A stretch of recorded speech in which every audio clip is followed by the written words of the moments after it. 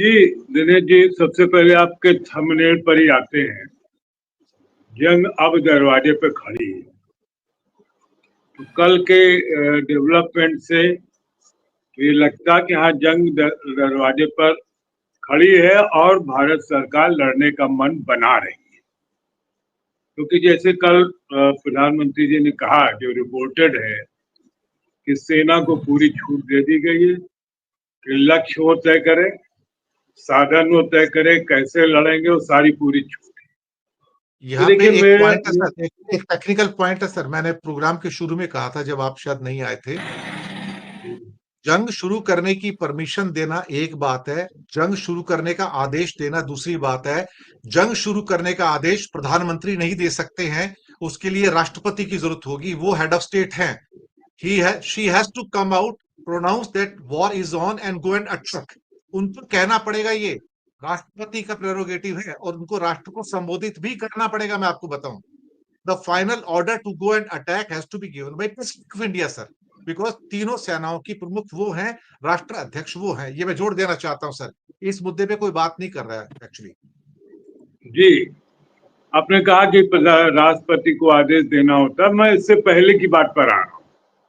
जैसे कल कहा गया कि सेना को छूट दे दी गई, कोई लक्ष्य निर्धारित करे, कैसे लड़ना, क्या करना, एक माहौल बनाया गया। देखिए, कोई भी सेना होती, लक्ष्य तो उसको सरकार देती है। सेना ये तय नहीं करेगी कि हमको पीओके में जाकर के कब्जा कर लेना है। न सेना तय करेगी कि लाहौर तक घुस जाना। ये तो उसको बताया जाता है कि भाई लाहौर तक जाना है। अब आप अपने साधन देख लीजिए, अपनी सुविधाएं देख लीजिए और खर्चा बता दीजिए, क्यों खर्चा तो हमको करना है। तो वो एक बात जो कल मुझे बड़ी अटपटी सी लगी कि ये तो ऐसा लगता है कि जैसे अपने जो सेनाध्यक्ष वगैरह हैं उनको एक तरह से फंसा दिया कि तुम देखो क्या करते हो, हम लड़ेंगे नहीं लड़ेंगे। जहां तक भाई रही राष्ट्रपति की बात, तो आप जानते हैं जो हमारे यहाँ सिस्टम है, तो राष्ट्रपति एक कहने के लिए तीनों सेनाओं का अध्यक्ष होता, अल्टीमेटली सरकार तय करती है। और राष्ट्रपति, अगर वो सरकार कहे तो राष्ट्रपति भी, उनका हो सकता भाषण भी लिख लिया गया हो। और मुझे नहीं मालूम क्या होगा कि फिलहाल आज की बैठकों का तो अभी कोई नतीजा आया नहीं है सामने। मैं दो तीन बातें ये डिस्कस करना चाहता हूँ कि देखिए, अभी तक ये कहा जा रहा है कि पाकिस्तान की क्या हैसियत है, न पिद्दी का शोर हुआ।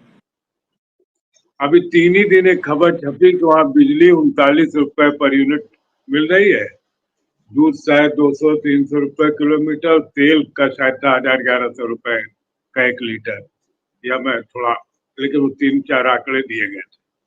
ये भी बताया जा रहा है कि वहां के लोग भीख मांगने पर उतारू है, चीन की कृपा पर निर्भर है।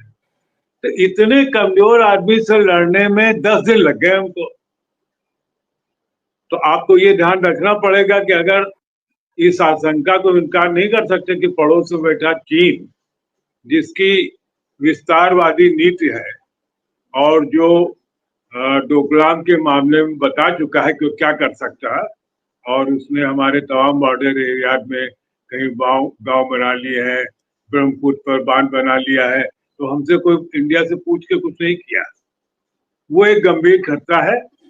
तो अब पता नहीं है कि, और सरकार की दिक्कत ये है कि चूंकि जो उनके भक्त हैं वो तो कहते हैं ना कि पाकिस्तान ऑक्युपाइड कश्मीर पर कब्जा कर लो, बहुत मौका है। और ये लोग वर्षों से कहते रहे कि हमारी सरकार बनेगी तो हम पाकिस्तान ऑक्युपाइड कश्मीर पर कब्जा कर लेंगे। अब वो कब्जा करें तो उसमें अधिकांश कब्जे पर तो चीन का ही कब्जा है। और वो पूरा पाकिस्तान जो है वो चीन के कर्ज में डूबा हुआ है। तो मैं जो कहता हूं कि सुखी लाला ने उनकी गर्दन दबा रखी है, सुखी लाला तय करेंगे कि आप इनको मारेंगे कि नहीं मारेंगे। क्योंकि कोई भी कर्जदार ये नहीं चाहेगा कि उसका जो कर्ज लेने वाला वही निपट जाए, तो उसका कर्जा कौन देगा। तो मुझे लगता है कि काफी सिचुएशन है वो। और जिस ढंग से 3-4 रोज से कभी रक्षा मंत्री मिल रहे हैं, कभी क्या कहते हैं गृह मंत्री मिल रहे हैं, ये काम कई दिन से चल रहा है। कल एक आदमी से जो अलग मिले वो मोहन भागवत से मिले।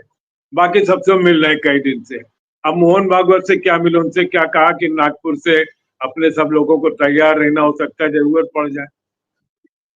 यही जानना चाहते होंगे कि आखिर लोगों की क्या उम्मीद है, कैसे करेंगे।